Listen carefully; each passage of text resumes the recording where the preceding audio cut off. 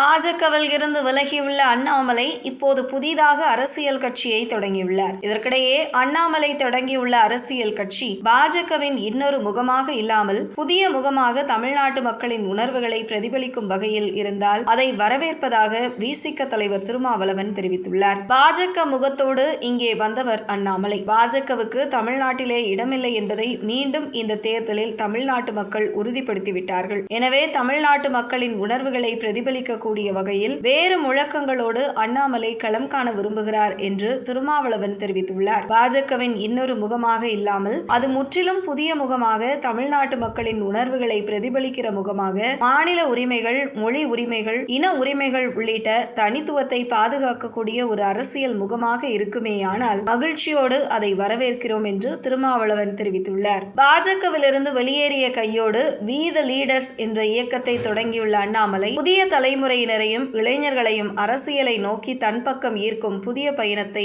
ஆரம்பித்திருக்கிறார். மதசார்பற்ற கொள்கையில் அண்ணாமலை செயல்பட திட்டமிட்டிருப்பதாக கூறப்படுகிறது. இது ஒருபுறம் இருக்க, அண்ணாமலை புதிய இயக்கத்திற்கு பின்னால் RSS இருப்பதாக சமூக வலைதளங்களில் விமர்சனங்கள் பரவி வருகின்றன. ஒருவேளை விஜய் தலைமையிலான தாவேக அரசு மீது மக்களுக்கு அதிருப்தி ஏற்பட்டு அதுவே மீண்டும் திமுக ஆட்சி அமைக்க வழிவகுத்து விடக்கூடாது என்பது முக்கிய காரணமாக அமைந்துள்ளது. இதுதான் அண்ணாமலை புதிய இயக்கத்திற்கு கொடுக்கப்பட்ட மெகா டாஸ்க் என நெட்டிசன்கள் கருத்து தெரிவித்து வருகின்றனர்.